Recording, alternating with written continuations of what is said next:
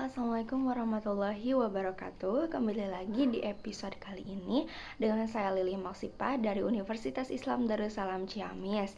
Nah, kali ini saya akan menyampaikan terkait melanjutkan episode selanjutnya, yaitu tentang bagaimana peradilan Islam.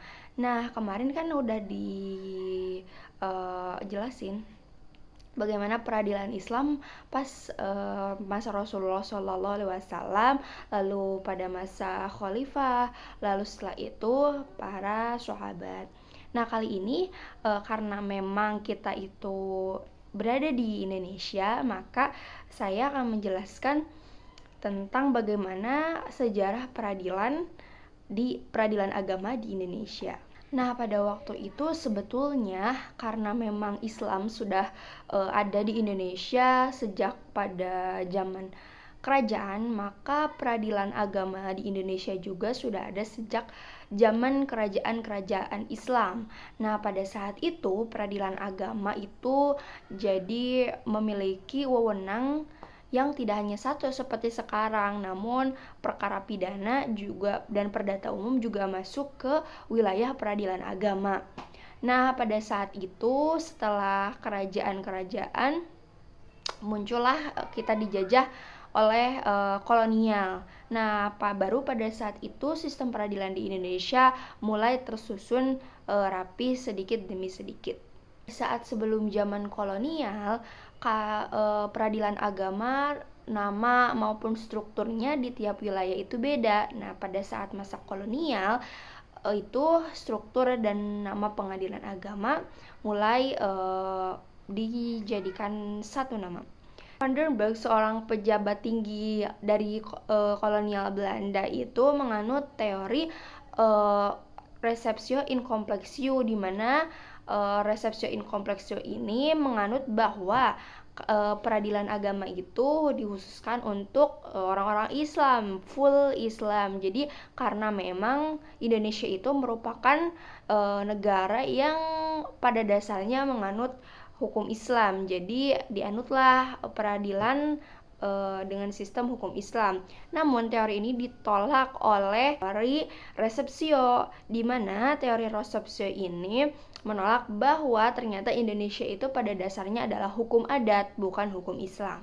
Receptio ini dianut oleh Christian Stockhornje, di mana pada Christian ini merupakan seorang ilmuwan yang bukan orang Islam, tapi dia mempelajari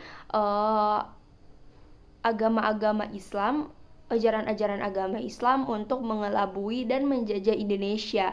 Nah, pada saat itu ilmuwan hukum atau para ahli hukum sudah terpengaruh oleh Christian ini, maka jadilah pengadilan agama itu, sistem peradilan agama itu tidak full Islam tetapi menganut juga hukum adat. Itu kemunculan Jepang, tapi pada saat kemunculan Jepang, sistem peradilan agama hanya berubah nama saja, struktur dan lain-lainnya itu masih sama seperti dahulu. Lalu selanjutnya pada era revolusi 1945 sampai 1950, nah sistem peradilan di Indonesia itu kembali lagi ke sistem masa kolonial, namanya berubah menjadi pengadilan agama, lalu dan lain-lainnya juga tetap melanjutkan karena memang pas masa Jepang itu tidak ada perubahan sama sekali. Nah, pada saat ini ditentukanlah bahwa ada beberapa bagian yang menjadi fokus atau wewenang peradilan agama pada masa saat itu, sebagaimana yang tercantum dalam undang-undang. Pada saat itu sistem peradilan itu dengan wilayah yang berbeda-beda dan juga peraturan yang berbeda-beda. Ada yang di luar Jawa, ada hanya Jawa dan Madura, ada Kalimantan. Nah, pada saat ini pas masa revolusi itu baru hanya penentuan di Jawa, Madura, dan Kalimantan saja. Nah, lalu setelah itu muncullah peraturan di mana yang mengatur pada tahun 1989 itu pada tahun 19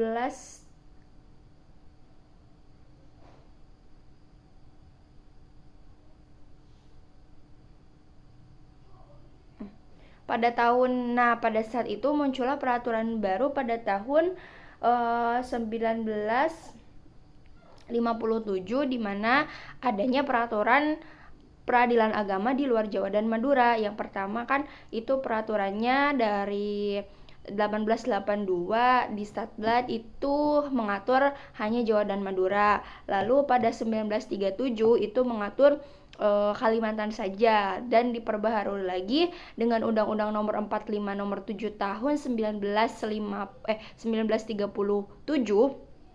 itu hanya berlaku di luar Jawa dan Madura.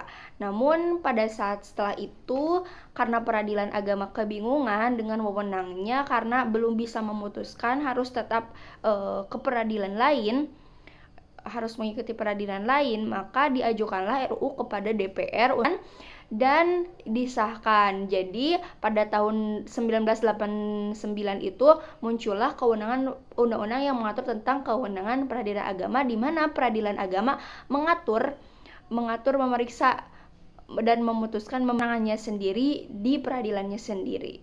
Terima kasih, semoga video ini bermanfaat.